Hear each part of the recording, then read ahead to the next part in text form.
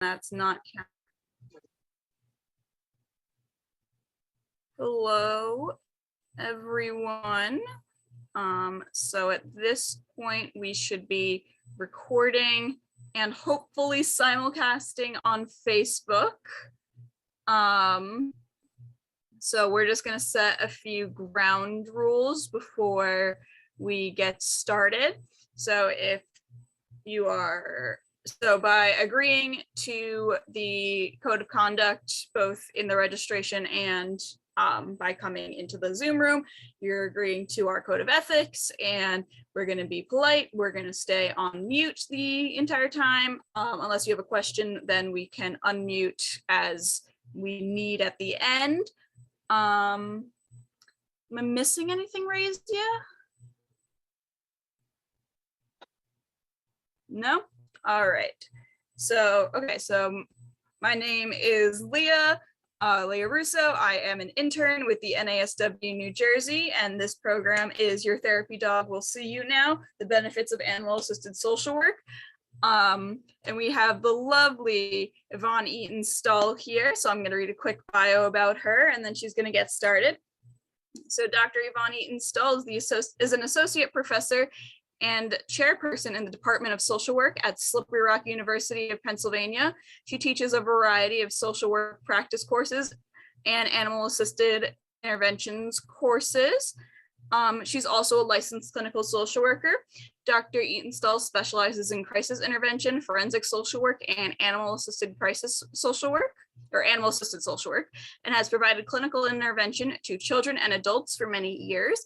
She is also a member of HOPE AACR, which she has provided animal-assisted crisis response following crises and disasters throughout the United States. And her recent research has included implementing animal-assisted interventions in state prisons to address stress, anxiety, grief, self-harm, and loss. And so that is our lovely presenter today. So Dr. Eaton-Stull, you have the floor. All right. Well, I also want to mention I'm a proud NASW member, of course, in Pennsylvania, but I'm so happy to have so many people from my neighboring area here with us today. And most importantly, on the screen there is Chevy. Chevy is a black lab beagle. Everybody always wants to know how old he is. He's just distinguished looking. He had a rough start to life, so we guesstimate he's around 8 or so, but he is a therapy and a crisis response dog, and I'll talk about that more as we go. And I'm going to ask, I know we have a lot of people in the room, so Leah's going to have a job here, but I'm just going to ask in the chat if you'll just jot sort of a one-word for me about your client population that you work with, be it young children, teenagers, adults, older adults, and maybe a couple of the most common treatment issues that you are assisting your clients with, for example, depression or anxiety or stress, those kind of things. So I'll give you a few minutes to put that in the chat, and then Leah's gonna summarize it for me a little bit so I know who's here with us. Yes, everyone. So we have some youth, ages 8 to 17, dealing with anxiety, depression, trauma, ADHD, and ODD. Thank you, Kelly, for saying that. Diane works with older adults, depression and anxiety. We have children 0 to 5 with developmental delays. Thank you, Diane and Lizette. We have adults with substance abuse, I saw. You know what, Leah, I can actually see it here too. So I can, rather than you read it, I'm able to get a good glance here. Okay. We have a nice smattering of everyone here. Excellent. Oh, good. DBT, I'm going to mention something about that. Ooh, Sam works with a facility dog. Yay. Ooh, we have a school social worker, we have school age kids K through 4. That might not be a school social worker. Sorry, Beth. I don't know. I don't know how to categorize you. Young adults, older adults, grief, depression, and trauma. Ooh, Animal assisted therapy is so good for grief, Great. depression, trauma. Spoiler. Wonderful. All right. Well, I'm going to go ahead and thank you guys so much for that. That will help me at least make sure that I hit as much as I can on a lot of those issues that you talked about and working with those populations. We're going to try mostly to hold questions until the end. However, if you have a question really related to a particular slide that you want answered right at that moment, if you put it in the chat, Leah will interrupt me and go ahead and, ask it as we go rather than waiting to the end, because I know sometimes, we do have a need for sort of more immediate answers related to something. So again, I'm so happy to be here. I want to briefly start off with some terminology that probably many of you are familiar with, but there's so many terms nowadays that people get things goofed up or they use the wrong term for the wrong animal. So very quickly, I would like to talk about these. So an emotional support animal can be any animal. It can be a bunny, a pig, a snake I've heard of, any kind of an animal that a mental health professional has said is essential for the mental health of that person who they are currently providing treatment to. So some of you may actually have written letters of support for clients that you work with, or that are wanting a pet for their own emotional well-being. This is protected under our Fair Housing Act, and this allows a person to have a pet in a place where normally pets are not permitted. Under the law, there are some changes happening now, but in general, all it does is allow them to have that pet where they live. Now, when this law first came out, airlines were being pretty welcoming and allowing the emotional support animals on the planes as well, because they realized flying was anxiety provoking for folks. However, it has created a problem on some airlines because, as you can imagine, these are pets. So they don't have any special training, and it caused problems on airlines. So some airlines then said, nope, no more emotional support animals. Service animals are federally protected. These are animals who are serving a function for a person with a disability. So for example, if I have a visual impairment, I may have a sort of dog that is my eyes and helps me safely get across the street, for example. These dogs or mini horses are the only two service animals are allowed to go wherever that person needs to go. Really, the only exception is a sterile operating room. But the ones we're going to focus on today are therapy animals and crisis response dogs.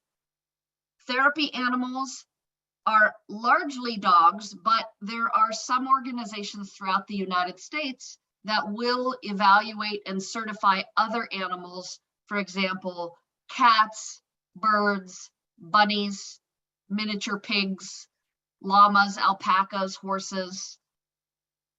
Those animals have to be evaluated and have to be very comfortable working with many people. So they are very different than the other two animals that we talked about earlier. Therapy animals are supposed to love everybody and want to be petted and engage with others. And then we're going to talk about crisis response dogs, which I always say are the PhDs of therapy dogs. So a crisis response dog has to have been a therapy dog for at least a year before they can move on to be tested to see if they have the aptitude to do crisis work. So that's a little bit of terminology for you before we get started. I want to also provide you with some terminology around the interventions that therapy dogs and crisis response dogs may provide in your particular settings. The first one is AAA. That stands for Animal Assisted Activities. So some of you actually may have already done this with your dogs, even though your dog may not be a therapy dog. An example of this would be taking your dog to visit a loved one in a nursing home. You're simply there to help that person, maybe get motivated to get up and get out of bed and visit with you in the common area. Another example here might be taking therapy dogs to visit a school and provide a little bit of an educational demonstration or presentation to kids. Those are some examples of animal-assisted activities. And in these situations, the folks coming in are volunteers, and they don't really have a set goal necessarily. They're just more or less spontaneous, providing those motivational, educational, recreational, or social benefits to the people in that particular setting. Animal-assisted therapy is probably what is going to fit for most of you on this webinar today. Animal-assisted therapy is provided by a healthcare or a human service professional. So those of you that are licensed social workers, licensed clinical social workers, and you may be using a therapy dog within the scope of your practice to improve the functioning for the clients that you're serving. And in this particular situation, we definitely require specially trained animals and have a treatment plan that spells out the treatment goals and objectives and how you're going to integrate the therapy animal into your work to help this client that you're serving. I'll give you an example of this one as well. Years ago, I was running a group for adults who had depression. And I had 10 adults that were signed up for this group, and I was co-facilitating it with a colleague of mine. And she started the group and, did some assessment measures before we started group. And then I came down with my therapy dog, Maggie, and I walked in the group, and this one woman in the group, her eyes got really wide and she swore and said, "Oh," and I could clearly see she was very scared. And so I immediately stopped at the door and I said, "Did you not know there was going to be a therapy dog in this group?" And she said, "Yes, I know, but I'm scared, but I want to get over my fear of dogs." And this was a group for depression. So, this was what she wanted for herself. So we really had to think on our feet and modify our plans. And we ran through the group. We started in the circle, and she was safely behind the circle, sort of in the corner of the room where, the dog could not even get to her. She couldn't reach out and pet the dog.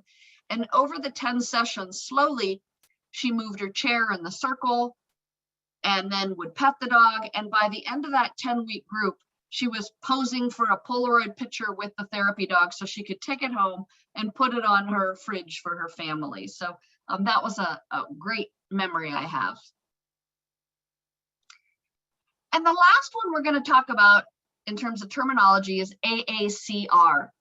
AACR is Animal Assisted Crisis Response. I'm going to show you the video and then we'll come back to talk about it. We rely on first responders, disaster response professionals, faith-based organizations, local, state, and federal agencies, and each other. Despite the many disasters we have faced, there is hope. And hope can come from the caring eyes, wagging tails, and big hearts of specially trained comfort response dogs. HOPE, Animal Assisted Crisis Response, AACR, is a national organization dedicated to providing emotional comfort and support to people affected by crises and disasters through the use of certified crisis response dogs and their handlers. Unlike therapy dogs that work at senior centers, libraries, schools, and hospitals, these dogs and their handlers are trained to work in significantly more intense and difficult situations. They can handle stress, trauma, grief, strong emotional reactions, mental anguish, and often physically challenging environments. HOPE AACR can be at a site quickly to offer support to those directly affected or those responding to the disaster who may be working long shifts in extremely difficult conditions. As an active member of National Voluntary Organizations Active in Disaster, VOAD, HOPE teams only deploy when we have been requested by an on-site agency.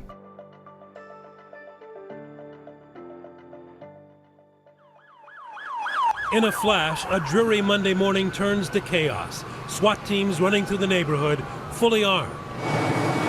Helicopters circling over America's shipbuilders at the Naval Sea Systems Command in Washington, D.C.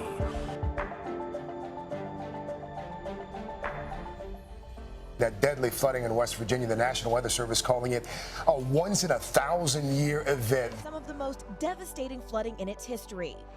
10 inches of rain pounding West Virginia in just 24 hours.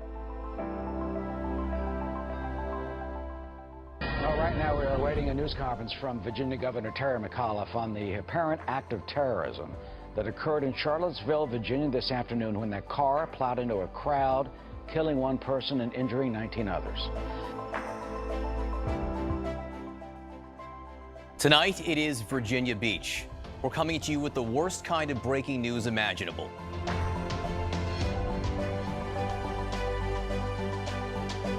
Bringing comfort to victims, relatives, witnesses, first responders, and those left behind. If you or your organization would benefit from HOPE's trained comfort dogs, please contact us at www.hopeaacr.org or call us at 1. If it lets me keep going here. There we go.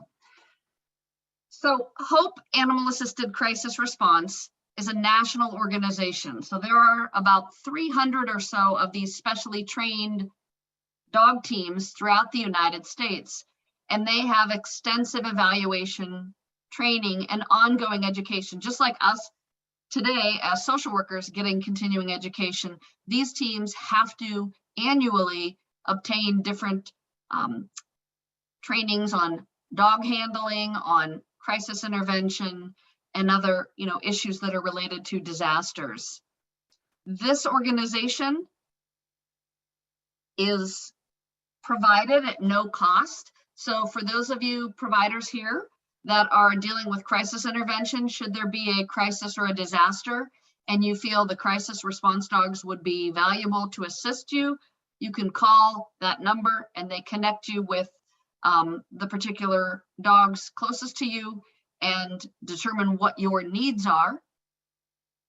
And then those dogs, when they get in there, are usually led by a team leader. And a team leader works alongside the dog teams and sort of provides the leadership. So that would be the go-to person that you would work with. And you might say, I need a dog over here to work with this group of people. I need a dog over here to work with another group of people. And that's sort of how HOPE operates.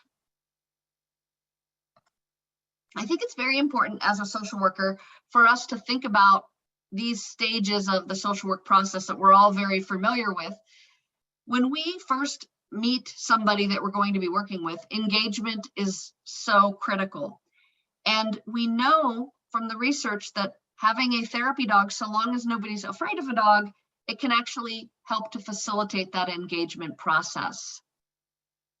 We also know as social workers how important it is to engage in a thorough assessment to gather information about our client and what they need.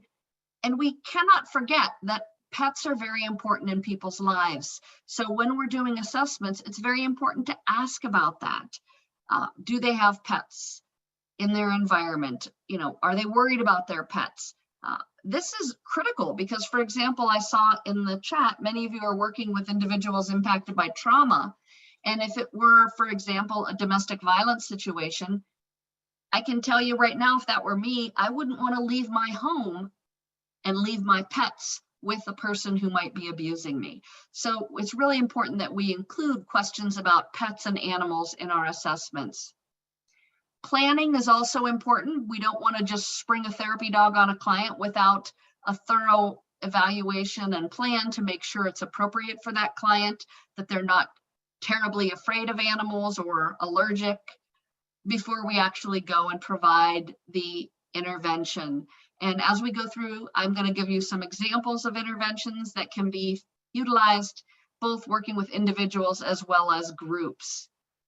And there are some, not enough, but there are some assessments out there that help us evaluate how your clients felt about working with a therapy dog, so that you can really show the evidence, for example, to your agency or your board of directors about how beneficial the dogs were for your clients. And finally, termination. We have to make sure that we build in some time to allow for successful termination for the clients to be able to, say goodbye to the therapy dog. There are so many benefits out there for working with therapy dogs and bringing them into your settings, and I like to just mention some of these today, but the research has been able to support that therapy dogs offer us a lot of physical benefits. So for example, if you're working with somebody who is having mobility issues or has injured one of their extremities and we have to help to increase their range of motion, using the dogs can actually be beneficial in enhancing those physical skills. Physically also, we know that dogs can lower our heart rate, our respiration, our stress hormones. All of those things are linked to PTSD. So if you think about it, that can be a preventative measure for those that we are serving. Cognitive benefits, you're familiar with probably reading programs that are out there where they have dogs in the libraries to help people feel comfortable reading out loud. If you work with individuals who have ADHD, which I saw in the chat, helping them stay focused or follow directions using an animal has shown a lot of promise in this area. Social benefits, unconditional positive regard. These individuals love everybody regardless of how they look, if they speak a different language, if they have an injury, it really doesn't matter to the dogs. And behaviorally, it can be very beneficial in decreasing violence. For example, there's been some studies in prison settings that have really shown that where dogs are being trained or live, there's less violence, less acting out. So this video is a nice little example of some of these benefits in action. I can't say enough about this place. This is Virginia Commonwealth University Center for Human-Animal Interaction. Plays a very special role for the citizens of Virginia, the Commonwealth of Virginia, and frankly all citizens in the Mid-Atlantic region. We are Central Virginia's only comprehensive academic health science center, and as such we provide state-of-the-art clinical care across the full array of medical specialties. We provide state-of-the-art teaching opportunities for... Oops, what did I do here? Oops, sorry. For the full continuum of medical and allied health professionals, and we are a research institution in that we provide the output of cutting-edge research to the nation and to the world. In that capacity, we have a number of other specialty programs as well, one of which is the Center for Human-Animal Interaction. The goal of the center is to discover the full positive impact of having human-animal interaction being part of a clinical environment. At a patient care level, having the animals in the environment brings tremendous comfort to our patients. It brings a warmth, a wonderful set of interactions to the clinical environment that I think clearly does have healing benefits to our patients. Nothing is more natural in the world than dogs and kids. They just go together like peanut butter and jelly. When we bring a dog into this environment, we don't have to explain to the kid what it's about. We don't have to say why the dog is here. We just say, we have a dog, do you want to see it? And they say yes. And then this environment becomes a place where fun stuff happens and cool stuff happens. And when kids are feeling more calm about things and they feel like they have can master this experience rather than be the victim of it, they are going to heal better. When they're emotionally competent in this environment and feel like they have a role in what's going on, they're going to heal better. And the dogs accomplish that because it helps kids feel normal and like themselves, when a lot of what goes on here makes them feel like this is not their life and how can this be happening to them. Dogs just make kids feel okay, even when everything else is not okay. I'm the only person who walks in and doesn't want something from them. I'm not taking their temperature, I'm not asking them anything. If they want to play with the dog, they can. If they just want to sit and pat it, if they don't want to see it at all, that's okay with me. We're allowed into ICU, so we had a patient who progressed into ICU, and we spent a lot of time with the patient and the family, and when we actually lost that child, the family asked that Rocky sit with the family at the funeral services. And so you know that you've meant something to those people, and you've been with them for months, day in and day out, in some of the hardest times of their life. And it's such an honor. The parents are just amazing. But as you can see, it really gets to me sometimes. We have found in our research here at VCU that patients' fear reduces after very brief interactions, maybe 15 minutes with a dog before a serious medical procedure. We found that our patients' anxiety levels reduce. We know from other studies that depression's reduced in patients. We've also found the benefit for our staff in that their stress hormone, cortisol, significantly reduces after only 5 minutes with a therapy dog. So we know that it's not just our patients that are benefiting, but also our staff. So we're now looking at different things like brain waves to see what happens in the brain when people interact with their therapy dogs.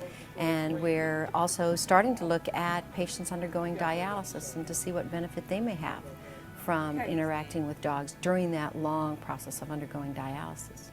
Oh, I love these guys. You need to come up here. Life gets to be a little hectic around here, and people come in with various serious psychiatric disorders, depression, anxiety, and we find that in addition to our standard treatments like medication and psychotherapy or talk therapy, something like AAT or animal-assisted therapy is a very good auxiliary treatment.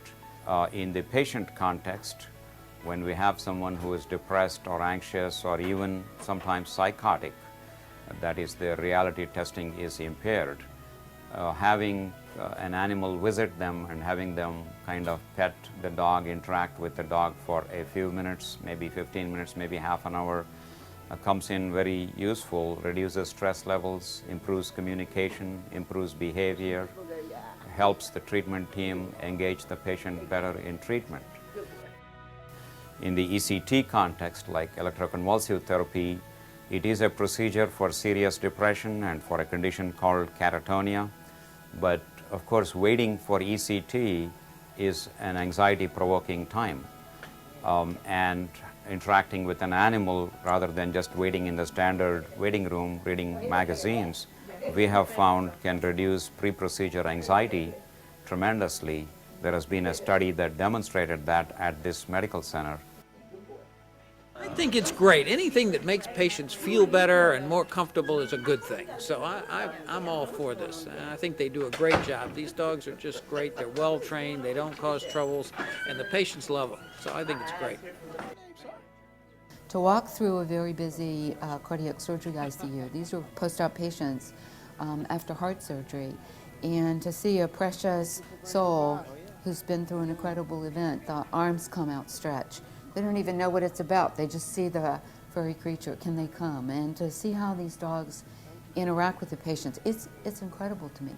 We've had patients sometimes who haven't responded to anything else, and just having the dog and being able to stroke the dog, to see a smile come when you haven't seen one for several days, or to see a glint in a patient's eyes when you haven't seen that for several days is really pretty incredible. It's just, it's hard to relay in words the kind of effect you feel when you've seen a dog in action. You know you've made a difference It might be small, but you see the difference in their faces. And you know that when that dog entered the room, they weren't asking anything of anyone. Here's a person who nurses mean well, the doctors are there for them, they're trying to get better. The family's there for them, but they all want something out of this person. The dog comes in, it's visible, relaxation, it's visible, the difference that happens in just a few minutes. It's, you just stand back and watch it happen. It's something a person cannot do. A person cannot do it.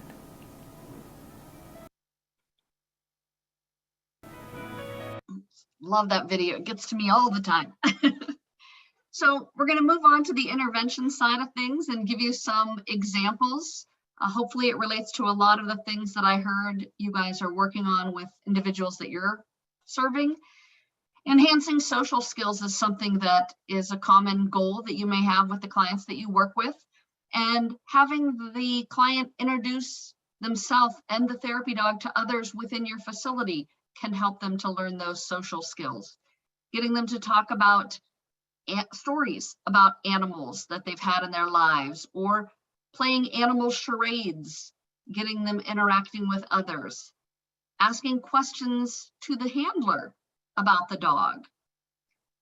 And engaging in cooperative play is one that I'll mention. I'll give you an example. Just this past weekend, I was teaching a course on animal-assisted crisis response, and I had 13 students working with about 14 dogs, and I was teaching them how to use the dogs to help the clients socially. And we were doing a fun little obstacle course with the dogs. And boy, I've never seen college students have so much fun in an obstacle course.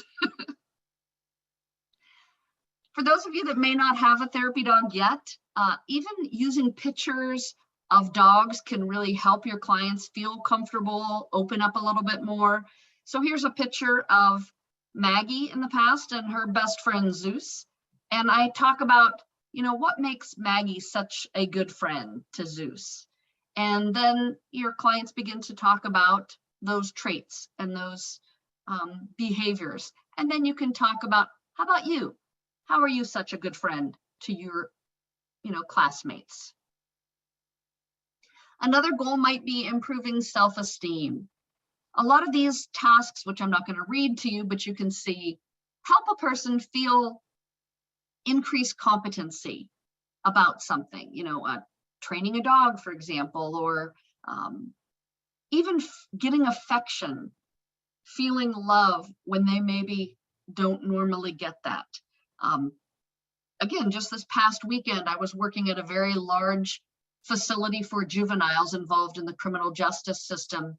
And we were providing services on various locked units to these kids with such an extensive trauma history. And they were just latching on to these dogs and hugging these dogs and feeling loved, which is so important in the recovery for these youth. Here's another example of a photo. So this is Maggie the Magnificent. So we want to talk about, why is she so special? And the kids will, say how friendly she is, or she loves to give kisses, or she doesn't bite anybody. And then we can talk about what makes them so special. Feelings expression. Definitely, this is a common treatment goal, I think, probably for all of us, helping clients that we work with express their feelings, or even identifying how they're feeling. So fun little things like playing charades can teach a kid a little bit about CBT.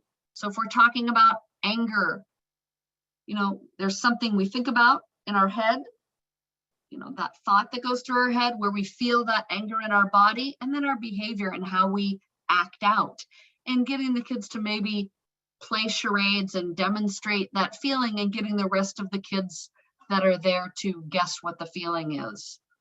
Also, feelings card games. I created feelings cards that have emotions of dog faces on them. So there's a happy dog and a sad dog, and that's a match. There is a dog that is looking like they hate, and a dog that is looking like they love, and that's a match. And so I created a game where you can play that with clients that you're working with, almost like that game Old Maid that you may have played as a kid, or Go Fish. And when they discard a feeling word, they have to talk about a time when they had that feeling. Here's another photo example about different feelings. And this is always a big hit because people like to look at the pictures, but then you can talk about, how do you know Maggie is feeling suspicious in that picture? And how do you know when you feel this way? Or even using this kind of a, handout to be able to help a person express how they're feeling by pointing out a picture and beginning to talk about that. And trauma, I think that was one that I saw most commonly listed in the chat when you were introducing yourselves, helping your clients to deal with trauma that they've experienced in their lives. And I will give you some one example that I think I've seen more and more. The crisis dogs are getting called in following a school shooting. And the counselors and the social workers in those settings have done an amazing job sort of giving different roles to the dogs. So for example, they may have a crisis dog follow the school schedule of that child, maybe that is no longer there anymore, to provide that tactile comfort and support to the classmates that are now missing their friend. Also, they've done things like have a crisis dog with the social worker so that when kids would come down and need to speak to the counselor, they could get some support from that therapy dog, that crisis dog, in the school setting.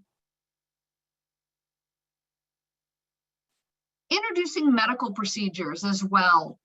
As we know, going through a medical procedure can be re-traumatizing for some individuals, and they're afraid what's going to happen, how they're going to feel, and being able to bring the dogs in to help introduce the procedures or to help them feel a little bit more comfortable while they're waiting, for example, or while they're getting that IV.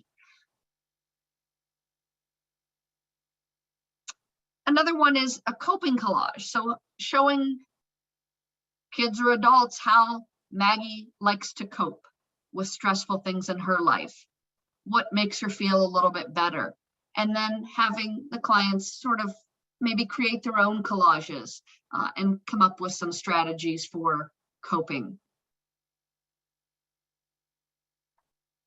And then the last one I think I'll mention today is anxiety.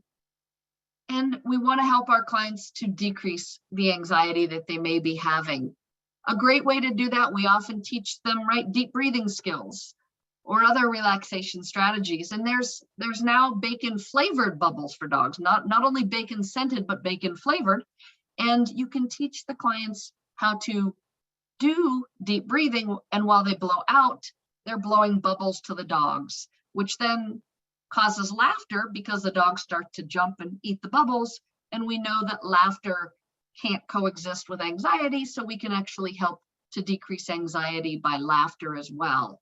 So those are some of the other interventions that we can use.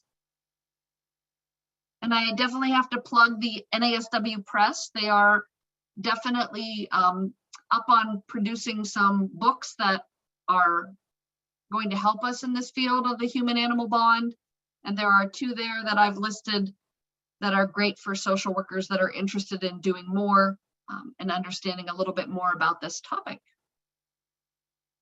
All right, I'm going to stop sharing and give everybody the opportunity to ask questions. Leah, do we want to start with you? If there were any that came up in the chat that I'll answer first. We do have some questions in the chat. So the first one was going to be, do you have a resource outline of the benefits of using animals? I certainly can have a handout. If I can, are you able to send that to folks afterwards, Yes. Leah? Okay. Yes, I am. Would you also be able to, we can send slides also? Sure. I'll be All glad right. to do that. And then another one is the only way to have therapy dogs in your treatment with patients, is the only way to have that to own a therapy dog? Absolutely not. Great question. So I'm fortunate enough over the years to have my own dogs that became therapy dogs that I utilized in my work. And I will tell all of you as social workers, it's very important that you obtain extra coverage, liability coverage, if you're going to use your own dog in your work, because organizations that are volunteer organizations do not cover that when you're using the dogs in your work. But I will mention Alliance of Therapy Dogs is one organization that is a national organization where you can test your dogs. They do give you the option to purchase liability insurance to use your dog in your work. So I always like to mention Alliance of Therapy Dogs. There was a second part to that question, which I totally escaped my brain. What was the second part there, Leah? Can you, so the only way, so you don't have to own a therapy dog to have therapy dog in your practice. Right. So if you also, for example, Alliance of Therapy Dogs, if you contact them, you can actually request a therapy dog, and they send an email out to people within like a 50-mile radius of you. And then those people will contact you directly, and you can talk to them, meet the handler, meet the dog to make sure they're going to, you know, fit well with you, what you're hoping to do. So that is a great way to get, you know, to get around that. We have another question. How does a dog become a therapy dog? So most therapy dog organizations in the United States require your dog be at least 1 year old before they can take a test. And then they have to take a test that includes basic obedience, but the most important trait of a therapy dog is affiliation, meaning they want to affiliate and be loved on by everybody that they meet. Like that's something that is really important. And somebody's asking about that. So I will send some information on, for example, Alliance of Therapy Dogs, and you can send that out. All right, we have another question. Can you talk about using horses in psychotherapy? Do you need a certification to do so? So again, you would need to make sure that you have that professional liability insurance. And there are various, from my knowledge of horses, which is not my specialty area, but there are different types of credentialing that come along with working with horses. So I can probably pull some of that together and send that out. I know, trying to think of, help me out, Leah, you might remember Igala, I know is one for horses. But I would definitely encourage people to get that special certification in working with horses, because we certainly don't want to just go out there blind and not knowing what we're doing when we're trying to help our clients with the horses. So yeah, I wasn't a horse person, so I don't have the horse answers. So I'll just mention that at Slippery Rock University, we have an amazing equestrian center, and I do not teach those classes, but I will definitely get some information that I will also send to you, Leah, that you can send out to people that might be interested in the horse end of things. Yeah. All right. Are there any job titles for social workers that want to work with animals as a main feature of their job? Oh, yes. I've actually seen more job descriptions come out where they're titled usually animal assisted social worker.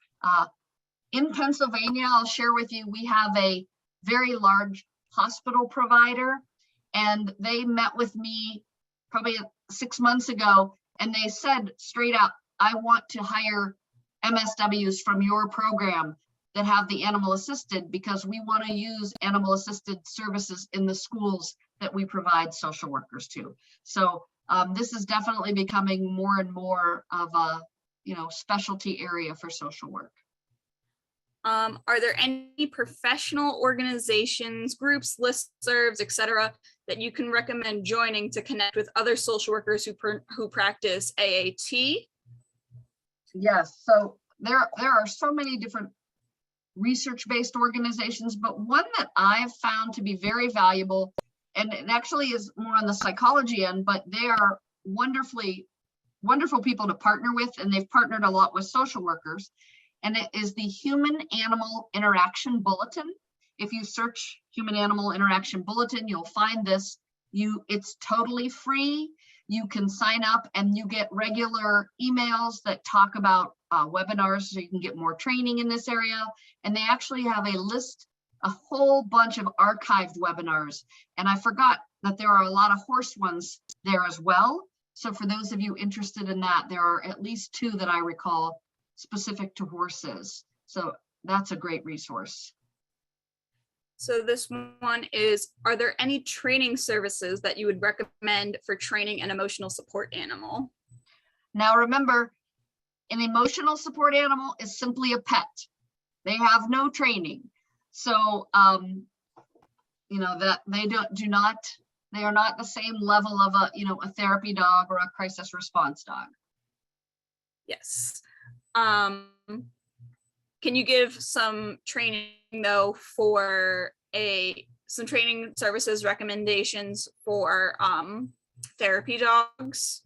Sure. So for those of you that may have, a puppy, or you're thinking about getting a puppy, or even a rescue, any of your positive-based positive-based obedience facilities that work with dogs, that really encourage reinforcement, positive praise, will be a great option in your area. So I would always encourage people to start there and learn just the basic, have your dog learn the basic obedience skills: sit, down, stay, come, reaction to other dogs. Because sometimes when I show up at a crisis, I'm working with dogs my dog has never met before, and we've got to make sure that they're okay around each other.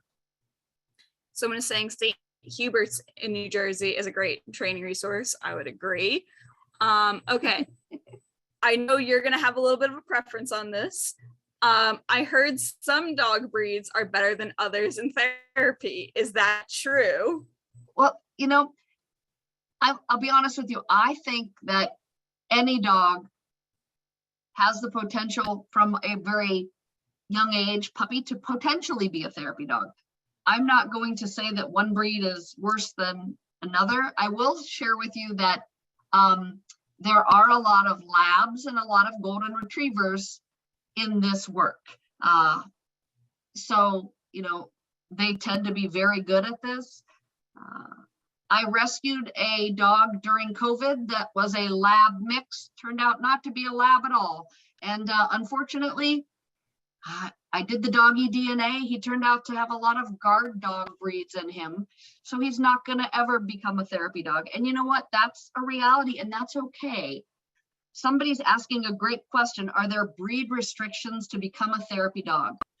One of the things I will mention, this is getting better, but some insurance companies, like your homeowners, will not cover certain breeds. So they're discriminating against particular breeds. But that is something you would want to inquire about, because it could have an impact on you. The only restrictions for a lot of therapy dog organizations are that they can't generally be a wolf hybrid, or they can't have had training in like bite work or Schitzhund work, like police dog stuff. Those are 2 sort of exclusionary items where they cannot become a therapy dog, just because there's tends to be more risk, I would assume. Yes. Any other questions, please drop them in the chat or throw a hand up.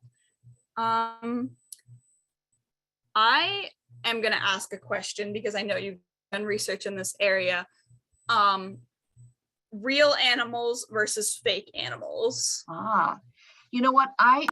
We have a lot of robotic animals at Slippery Rock University, and they are fantastic in bringing them into facilities where facilities won't let live animals to come in, so that has been valuable. Or if somebody is very, very allergic, those animals, those robotic animals, can also be very beneficial. And earlier, I just saw DBT pop up, and I wanted to mention, this was a fantastic example. So this past weekend, my students were doing therapy groups at that juvenile facility that I mentioned. And I had 2 students do an amazing job. They were teaching distress tolerance, and they gave a handout to the clients that listed a lot of different distress tolerance techniques. So things you can do physically, things you can do emotionally. And they gave this handout, they went over it, and then they did a little game where the clients were reaching in and pulling out one of those headings. And then they got to interact with the therapy dog in a creative way related to that using DBT. It was honestly a fantastic group that they ran related to that. So for example, they pulled out physical, and they got to go and just hug the dog physically and pet the dog or brush the dog. So that was wonderful. I'm gonna jump. You're unmuted. Yeah. I'm gonna jump in. So that's been I have a certified therapy dog who I work with, incorporating those distress tolerance skills within like a skills group that was DBT within the comprehensiveness of that kind of program. Part of what is also helpful, I don't know if there's any other DBT therapists on here, but even utilizing the dog for role playing with interpersonal effectiveness skills has been another avenue. So it's wonderful to kind of hear you also share some of the other skills-based interventions in terms of using the dog at that point too. That's awesome. I realized I don't think I put my email anywhere on this presentation. I'm putting it in the chat right now. Please feel free to email me, especially for the DBT work. I'll be glad to share with you some things that I've done. I did some research in the prison with women who were engaging in self-injury. Amazing results that we found. So we did research with and without therapy dogs, and the groups with the therapy dog had a significant decrease in the number of self-injury actions compared to the ones without dogs. All right, I'm gonna rapid fire some at you. Okay. All right. Is there a certification that social workers can get similar to DBT or CBT? Say that one again. Is there a certification that social workers can get similar to DBT or CBT? Oh, in animal assisted? Yes, absolutely. Yes. I'm going to plug Slippery Rock again. And those of you that are in New Jersey, you're not very far from us. We have a animal assisted social work certificate at Slippery Rock, and it's very doable. So the majority of the classes are online with the exception of a weekend intensive. So you show up here Friday evening, we have class Friday evening, all day Saturday and all day Sunday, and you get to, actually work with therapy dogs that I provide from around the area, and you go in and provide services to different client groups that I have arranged. So great opportunity. And again, nope, that certificate is open to anybody that has already earned a bachelor's degree. So it really is more master's focused because like the DBT we were talking about, the students have to do a group, and they have to use a modality while integrating the dog. So, it really is more master's level, graduate level certificate, but any degree. Any advice when therapists are asked by clients to write a letter for them for need of a therapy or companion animal? Is that a liability for the therapist to do so, especially for the client's pets versus trained animal for specific work? Okay, again, I'm hoping this is recorded and people can watch it again, because some people may have joined us a little bit late.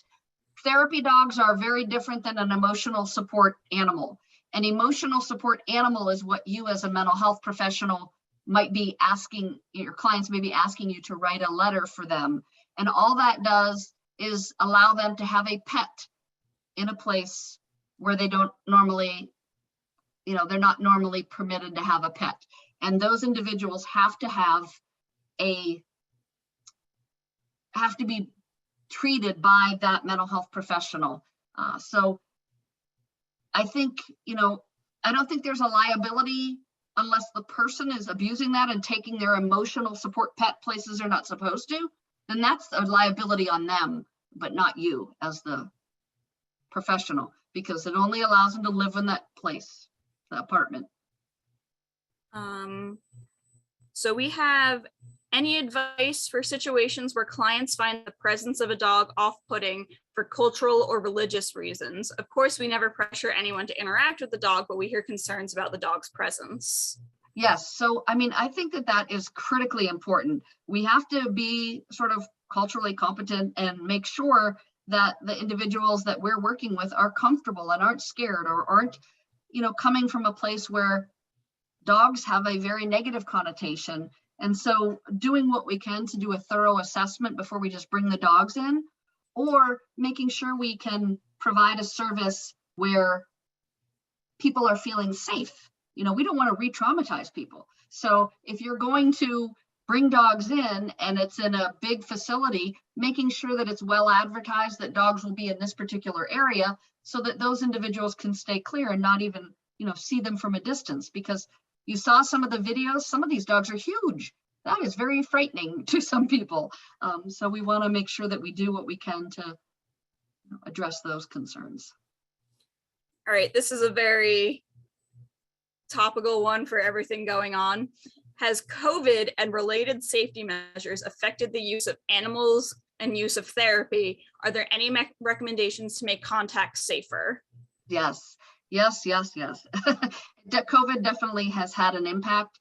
As a matter of fact, we've had a lot of dogs that were wonderful pre-COVID, and then when COVID hit, they've had much less interaction, or really having to sort of retrain and relearn.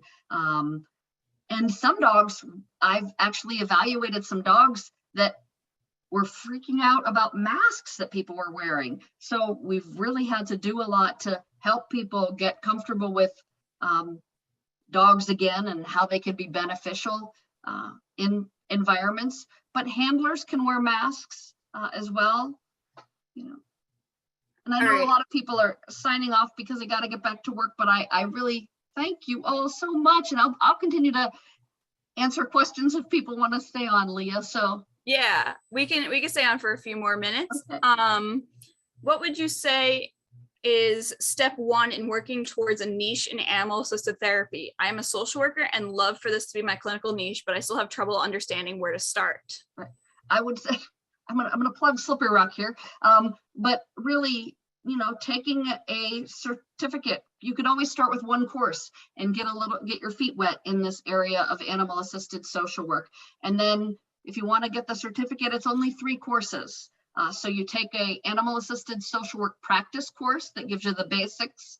Then you pick an animal assisted social work with children or with adults, older adults, whichever your sort of area of focus is. And then the 3rd course is animal assisted crisis response.